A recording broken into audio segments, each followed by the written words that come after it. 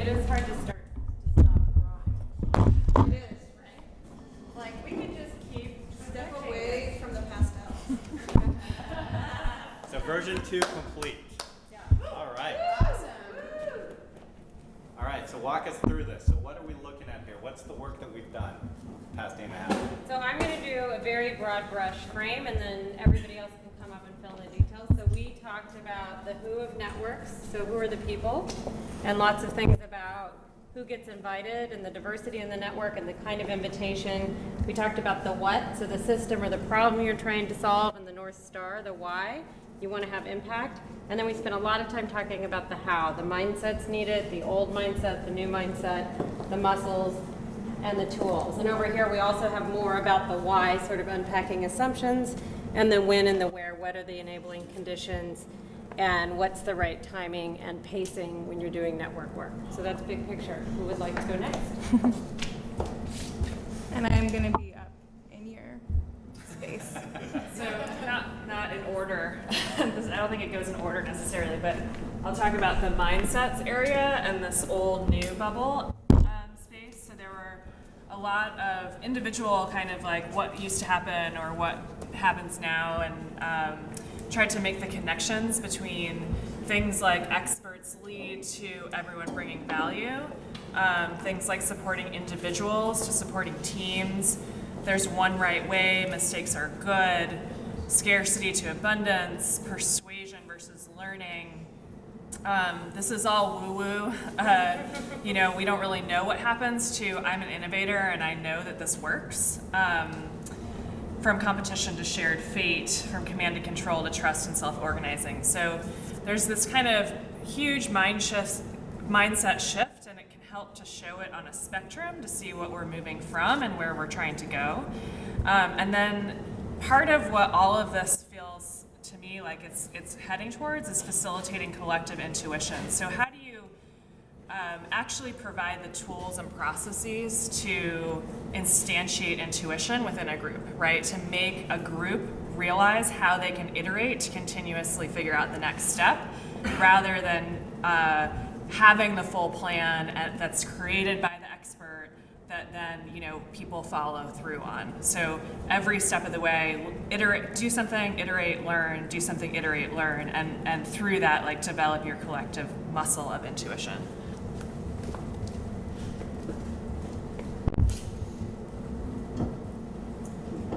Who else would like to add?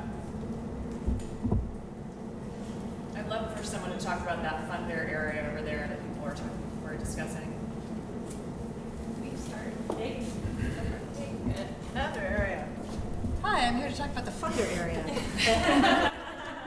The funder area is a special area of any map, which must be treated with great care and reverence.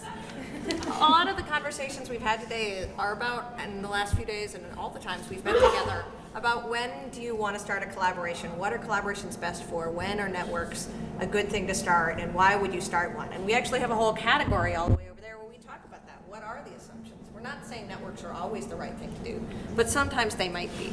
And in order to do something that involves sometimes, for many funders, that's a pretty big leap of faith. They're expected to provide very specific outcomes and income metrics by their donors and their boards. People are going to want to know, why didn't you achieve this certain thing? But when you're building a network, you're not only changing the way you want people to work, you're also accepting that the types of outcomes you get in service of your goal might be unknown. They might be completely emergent. So one of the things that we started talking about in a sub-conversation over here was this idea of not thinking about this whole thing as the dreaded P word, as process, where you're just funding people to talk about things and maybe something will come out of it. Most funders don't ever want to fund that. They want to fund something that seems like a thing. So some things that you could have are the categories that we developed here, the who, the what, the how, and the why. If you're a funder who cares a lot about equity and voices being represented, a diverse group of voices being represented in the definition of a problem, what's really the problem? Is it an education problem? Is it an economics problem? Then maybe you want to fund at the who stage, when you're figuring out who's at the table and who gets invited. You want to fund groups so that they have time to participate. If you're a funder who cares a lot about the definition of the problem, is it a global warming problem? Is it a scientific discovery problem? Is it a problem about early childhood versus job training? Then maybe you want to get involved in the what. You want to be at the table sharing your insights about the definition of the system. You want to fund the time for people to have those discussions and insights. And if you're a funder who cares about how, if the way people get somewhere is really important to you, then maybe you want to fund the how. You want to fund staff training. You want to fund investigations. You want to fund ways to train grantees and program staff to be able to operate in these new ideas. Train them in design thinking. Train them to do innovations. Train them to understand how to work and support emergent processes. Because you care about how you get there as much as where you get there and exactly who was there to start. So we really wanted to shift this from this frame of it's about hugging and crying and woo-woo process to this is not any of that. This is how innovators innovate. This is how experiments happen. People get together in a room, they share their ideas off of each other, and something comes out of that that you didn't think you were going to get when you went in the first place. And funders want to be able to create something that never existed before that's transformational. To do that, you have to be willing to let go of some control. But maybe what you have to hold on to is I care about who, I care about what, I care about how.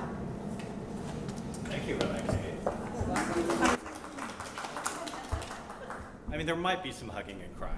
I feel that I didn't cry. I can pick up on, do you want me to do the resources section? Okay, so I think building off of just what we were talking about around funding, when we thought about the toolbox, there's particular resourcing approaches that really help these kinds of innovations unfold. So longer term resourcing, for both structure and time and different forms of giving a diversity of funders, but also to diversify within an innovation, what kinds of funds are available and from different sources. But also in service of this nimbleness, of this experimentation mode, this inquiry mode.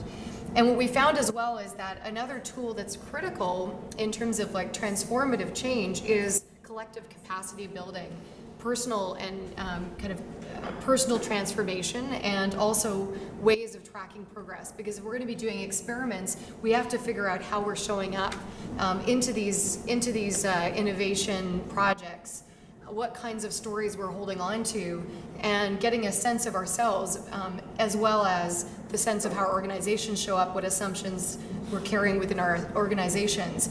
And so really building the me and the we as a kind of nested system and creating the capacity to be able to engage in these types of initiatives. And because we're doing this as a we, the importance is that we can't always hold all the collective stories in our mind. There's many different stories being told. So how do we create artifacts that capture the collective story, that serve as a reminder of that collective story? Systems mapping is one approach, and there's others. We can draw on the arts, we can draw on images, and so we want to practice these story muscles, but also be able to keep that larger story in mind as we move forward on these experiments.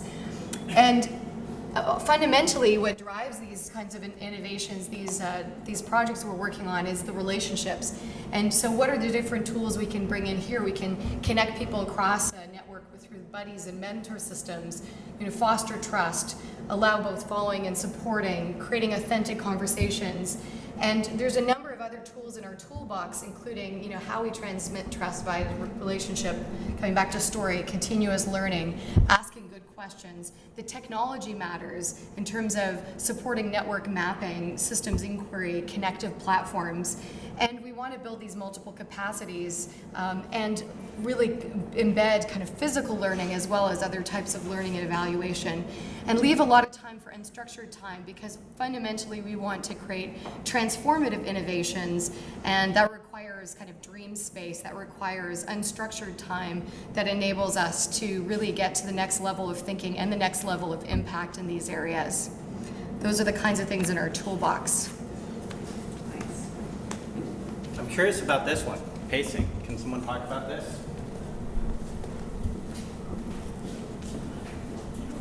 How did that come out in our conversations?